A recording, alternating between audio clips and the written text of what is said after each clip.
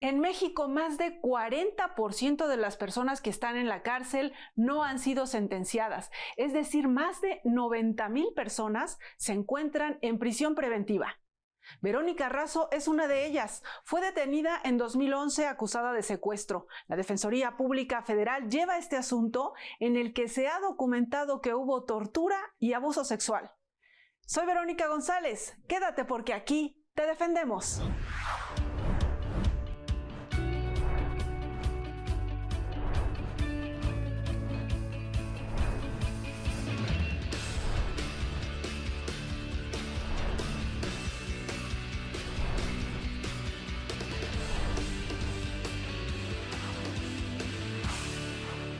Agradecemos a Moisés Terán Amaya, director de Investigación y Acceso a la Información de la Unidad de Litigio Estratégico en Derechos Humanos de la Defensoría Pública Federal. Abogado, bienvenido.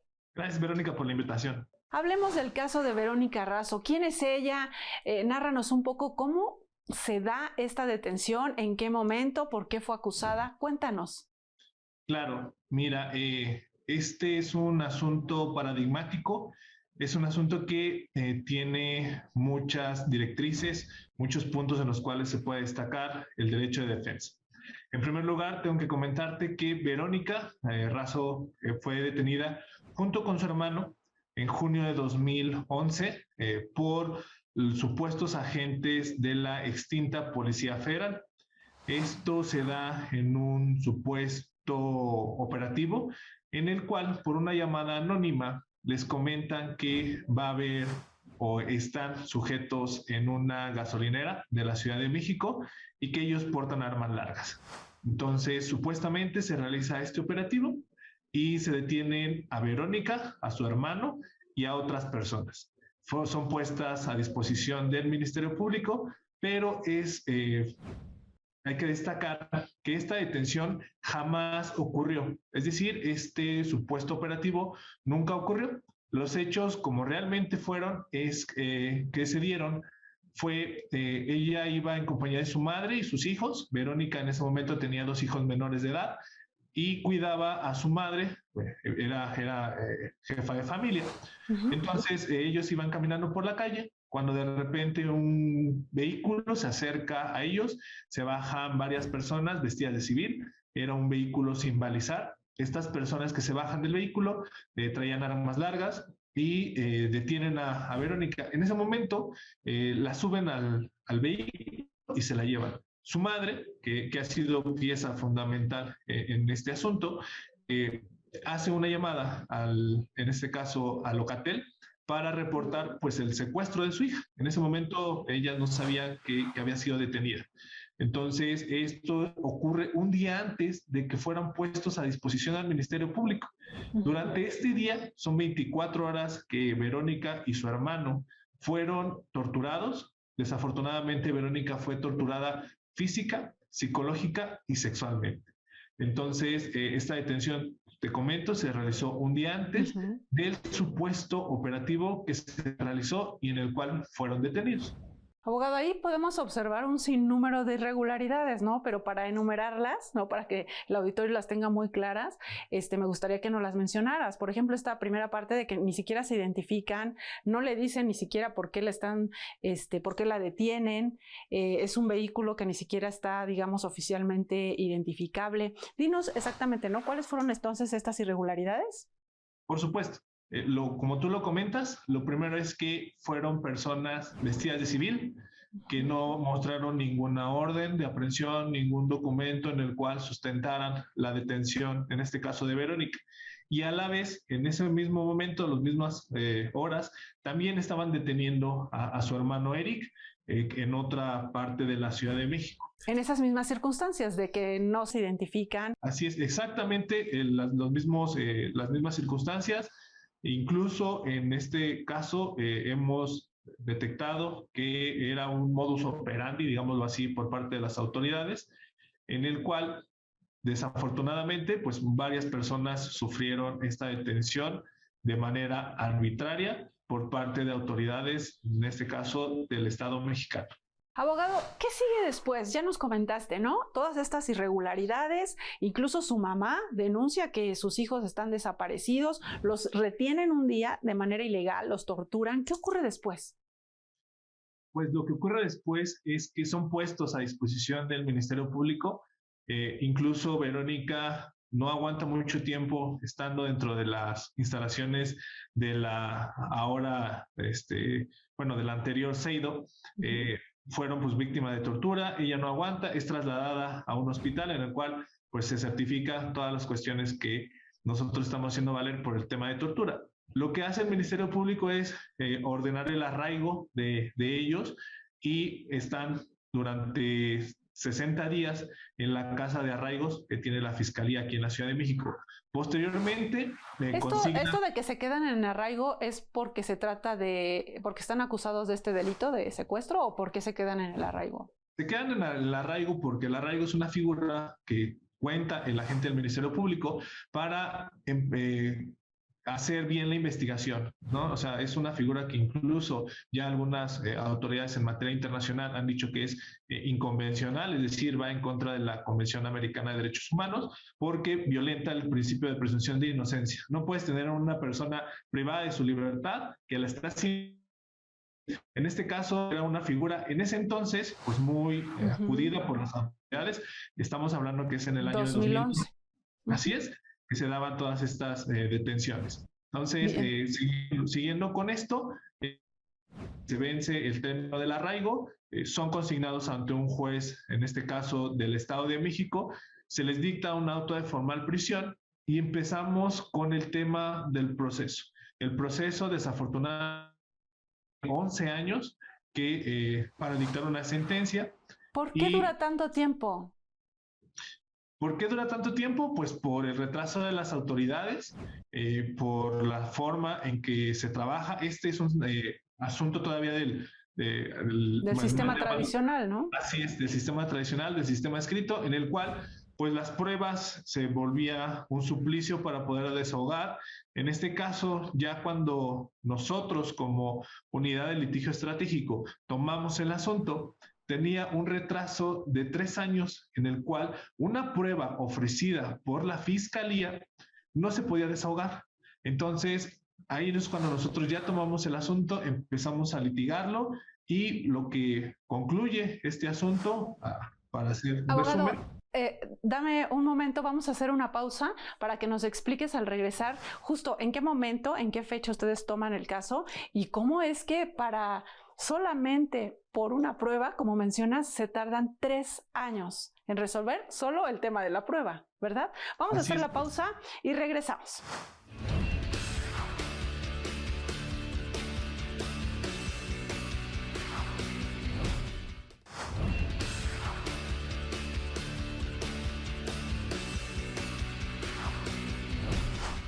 Ya estamos de regreso conversando sobre el caso de Verónica Razo y este abuso de la prisión preventiva.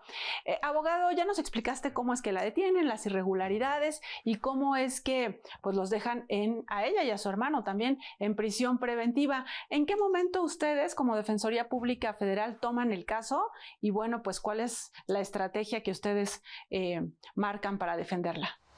Sí, por supuesto. Bueno, nosotros como unidad de litigio estratégico en derechos humanos nos dan, en este caso, participación en este asunto, justo por también todo el activismo que ha hecho la mamá tanto de Verónica como de Eric en este asunto. Entonces ya es cuando nosotros entramos de lleno, incluso tu servidor es el defensor público de Verónica Razo. Entonces empezamos a revisar el expediente, encontramos esto justo que te comentaba, que eran 3 años en que no se podía desahogar una ratificación de un dictamen. ¿De qué se trata esto? Así como muy brevemente para entender. Perfecto. La ratificación de un dictamen consiste en que un dictamen es un documento que elabora un perito, es decir, una persona que tiene conocimiento sobre ciencia o materia.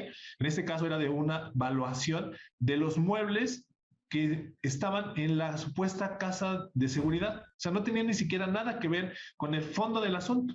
Pero este proceso que se tenía que hacer de la ratificación ya había pasado 3 años. O sea, el asunto estaba detenido 3 años porque no se podía localizar al perito, porque pues evidentemente como es una institución grande la fiscalía, pues hay mucha rotación de personal. Pues ya es cuando nosotros le decimos al juez que pues no tenía nada que ver con el asunto, bueno, con el fondo del asunto, la prueba. El juez nos dice que, claro, no tenía nada que ver, se tiene por desistida de esa probanza, y empezamos con el litigio ya de fondo del asunto. ¿Qué es lo que ustedes plantean? O sea, ¿cuáles son los argumentos que ustedes plantean para defender a Verónica? Los argumentos principales en la defensa de Verónica es que las pruebas por las cuales estaban, en este caso, investigando e imputando al Ministerio Público a Verónica y a su hermano, habían sido obtenidas de manera ilegal. Esto, pues, a través de la tortura. Incluso te comento que hay una recomendación del Grupo de Detenciones Arbitrarias de la ONU, en el cual establece que este caso fue un caso de detención arbitraria por parte de las autoridades del Estado mexicano. Esta recomendación pues la hace el Grupo de Detenciones Arbitrarias de la ONU.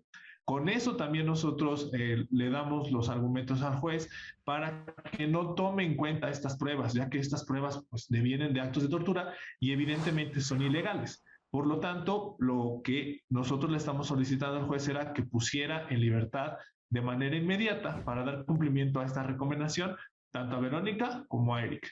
Es decir, abogado, que con este tema de la detención arbitraria ya ni siquiera hay oportunidad, digamos, de que el fiscal o el Ministerio Público en aquel caso dijera vamos a ir al fondo a ver si realmente son culpables, sino que por este hecho de todas estas irregularidades de la tortura ya tenía que ella haber quedado en libertad.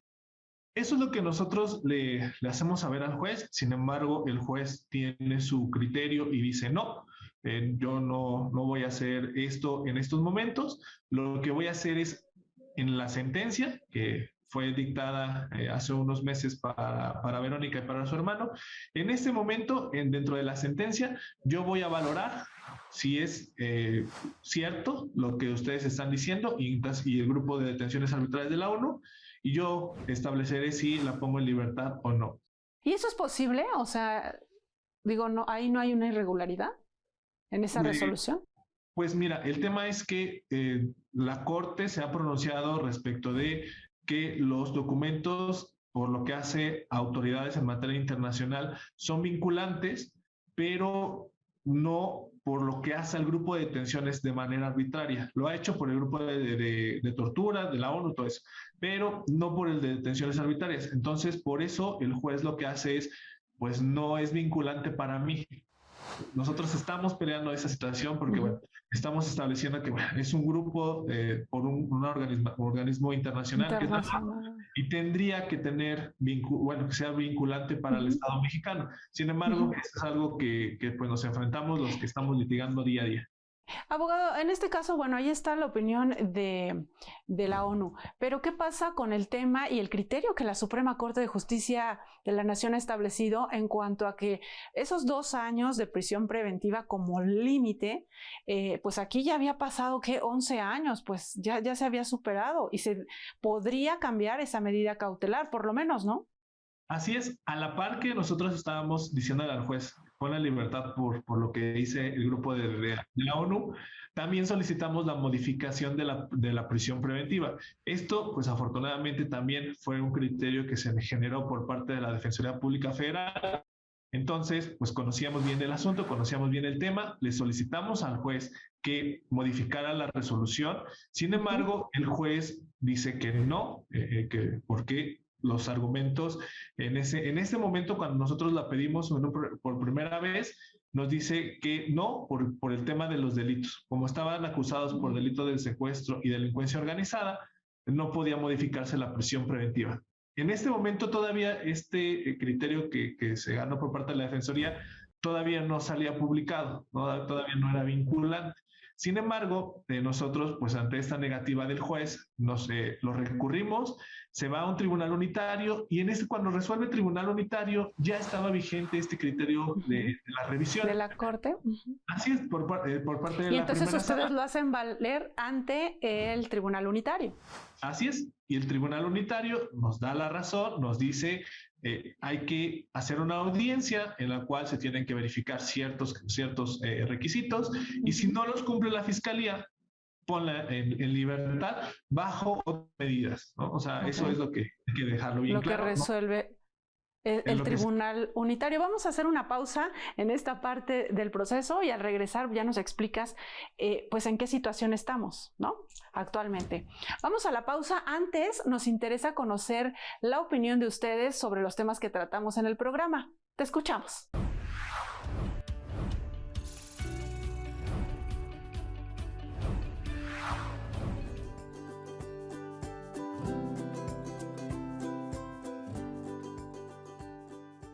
A veces las autoridades, para poder encontrar culpables, fabrican pruebas o, como se le dice comúnmente, las montan a personas que a veces no tienen nada que ver. Yo creo que si se identifica ese tipo de casos, lo que tendrían que hacer es retirarse de su cargo lo más pronto posible, ya que solamente afectan a las personas que no tienen nada que ver, y por tal de hacer números para que las estadísticas salgan bien, pues no necesitamos personas así, sino necesitamos personas que realmente hagan su trabajo y que investiguen realmente lo que se debe seguir. Yo digo que debe ser sancionada con despojo de su,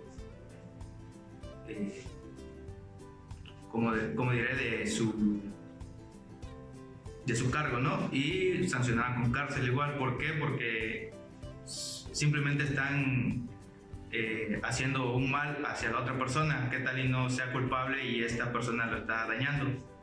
Ese es mi punto de vista. Deberían ser suspendidos de su cargo, y deberían imponerles que den una ayuda económica, ¿sí? Por los daños ocasionados. En mi opinión, deberían ser sancionadas con cárcel, porque más que nada eso es corrompir las leyes, es corrupción. Muchas personas sufren a raíz de que ingresan pruebas falsas y perjudican a las demás personas. Y lo que hacen el gobierno, la ley o los que se encarguen de ese tipo de situación es que solamente lo cambian de lugar, mas no le dan una sanción dura o algo, simplemente lo cambian y siguen haciendo sus fechorías o sus atrocidades, como se le puede llamar. Pero para mi opinión sí, deberían ser sancionadas con cárcel.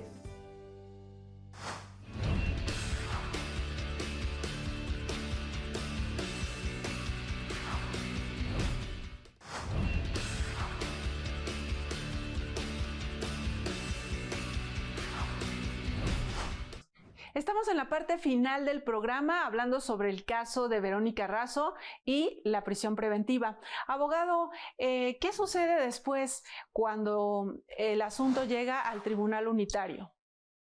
Ok, bueno, el Tribunal Unitario lo que ordena es que se reponga la audiencia y se lleve con los criterios de esta resolución que emitió la primera sala, en la cual evidentemente nosotros le dijimos que pues ya era un exceso en la prisión preventiva. Y 11 años. 11 años. Sin embargo, como te comentaba, el litigio que nosotros tenemos es pues por varias aristas. Ya por lo que hace al fondo del asunto, se dicta sentencia por lo que hace a Verónica y a su hermano. Y a Eric lo absuelven de todas las acusaciones por los cuales el Ministerio Público lo tuvo privado de su libertad casi 12 años. Es decir, ese día él sale libre del penal, él estaba en el altiplano. Sin embargo, por lo que hace a Verónica, la absuelve de 2 delitos de secuestro y de delincuencia organizada, pero desde el punto de vista del juez, hay elementos para condenarla por un delito de secuestro. Le impone la pena de 25 años de prisión. Nosotros, evidentemente, nos inconformamos con esta resolución y en estos momentos que estamos hablando... Digamos hasta agosto del año 2022. Así es, está en proceso está en el Tribunal Unitario resolviéndose el recurso de apelación, que nosotros confiamos que el Tribunal Unitario nos dé la razón y ponga en libertad a Verónica. Para quienes no somos expertos, no somos abogados, es difícil entender por qué si los dos estaban acusados de los mismos delitos, a los dos, digamos que les fabricaron estas pruebas, los torturaron, ¿por qué para una persona sale absuelta y ya está en libertad, y por qué Verónica no? ¿Cómo lo explicarías? Así Pues, en términos muy llanos. claro, el tema es aquí el criterio del juez. Desde el punto de ¿Fueron vista... jueces distintos? No, es el mismo juez. O sea, es ahí lo que genera un poco más de confusión, ¿no? Porque el juez conoce el asunto, absuelve por todos los delitos a su hermano, a Eric, pero a ella la encuentra culpable de un delito, cuando nosotros ya le demostramos que los hechos no fueron así, fueron sujetos de una detención arbitraria, fueron torturados, todas las pruebas que se obtuvieron tendrían que haber sido ya no valoradas porque fueron obtenidas por medio de tortura. Sin embargo, desde el punto de vista del juez, hay elementos para condenar a Verónica. Entonces, eso es. Me llama la atención otra parte. En el caso de Eric, también se acreditó que las personas responsables de estos hechos de tortura también incluso fueron acusadas y se les llevó o sea, ellos están acusados en la cárcel, ¿no? Yes. Entonces, ¿cómo es posible que habiendo responsables, digamos, de esos hechos de tortura, a ella no la dejen salir? Pues es lo que nosotros ahorita justo estamos peleando, estamos en los tribunales haciendo valer esta situación. Como tú lo comentas, incluso la persona que torturó física, psicológica y sexual a Verónica está detenida. O sea, está privada de su libertad con un proceso y, sin embargo, la víctima en este caso de estas cuestiones de tortura está privada de su libertad porque desde el punto de vista de un juzgador hay elementos para condenarla. Entonces es ahí donde estamos nosotros librando esta batalla que esperemos ganar y poner a Verónica en libertad. Qué complicado. ¿Crees que este asunto podría llegar a la corte? Pues esperemos que no, porque eso implicaría que Verónica estuviera privada de su libertad durante tiempo. Sin embargo, nosotros ahorita confiamos en que el Tribunal Unitario la ponga en libertad y posteriormente establecer qué acciones jurídicas vamos a emprender, porque bueno, esto es un tema muy complicado, que le quitas 12 años de su vida a una persona y ni siquiera es un usted disculpe, nada más es pues, adiós. Entonces es lo que estamos ahorita también viendo aquí en la Defensoría Pública, qué acciones jurídicas podremos implementar en este asunto. Tienes muchísima razón, me quedé pensando en la reparación del daño, ¿no? ¿Cómo reparas el haberte dejado 12 años en prisión? Decías, ella tenía en aquel entonces, en el 2011, hijos menores, o sea, sus hijos ya deben, no sé cuántos años tengan ahora, pero... Bueno, como tú lo comentaste, en ese momento ellos eran menores de edad, actualmente ya los dos son mayores de edad. Sin embargo, nosotros tenemos muy buena relación con ellos, hemos incluso acompañado en estas cuestiones de ser víctimas indirectas por ser hijos de una sobreviviente de tortura. Hemos buscado algunos apoyos ante la Comisión Ejecutiva de Atención a Víctimas, porque bueno, a final de cuentas ellos pues vivieron toda su infancia sin su madre y pues nosotros hemos demostrado ya en los tribunales que Verónica no tendría que estar privada de su libertad. Sin embargo, nosotros confiamos en que ya en un poco tiempo ella esté aquí afuera con nosotros. Abogado, pues se terminó el tiempo y a manera de conclusión me gustaría que nos digas qué diferencia ha hecho esta unidad de estrategia jurídica de la que tú formas parte en la Defensoría Pública Federal. Pues sí, claro. Mira, la Unidad de Litigio Estratégico en Derechos Humanos de la Defensoría Pública Federal es una unidad de nueva creación.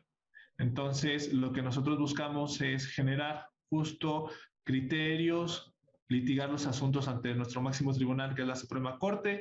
Sin embargo, también buscamos asuntos que generen algún precedente, como en este caso, que son asuntos de alto impacto, de violaciones graves a derechos humanos.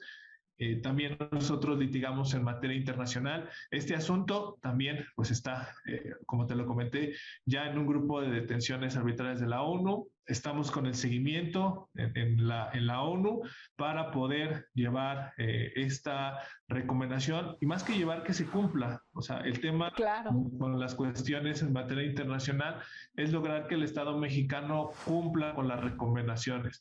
Hace algunas semanas hicimos una visita al Ceferezo 16, que es donde está privada de su libertad Verónica, con personal de la ONU. Entonces, eso es lo que nosotros queremos generar, este acercamiento, esta sinergia de trabajo. Nosotros defendemos a los grupos más vulnerables, a las personas que no pueden acceder a un defensor particular, pero lo hacemos con la mejor energía, con la mejor actitud y defender a las personas como si nosotros fuéramos un defensor particular. De hecho, con toda esta capacitación que ustedes reciben y como nos dices, totalmente especializados. Moisés Terán Amaya, director de Investigación y Acceso a la Información de la Unidad de Litigio Estratégico en Derechos Humanos de la Defensoría Pública Federal. Gracias por acompañarnos. Al contrario, muchas gracias por la invitación. También a ustedes, gracias por su atención, gracias al equipo de producción. Soy Verónica González, quédense en la señal de Justicia TV.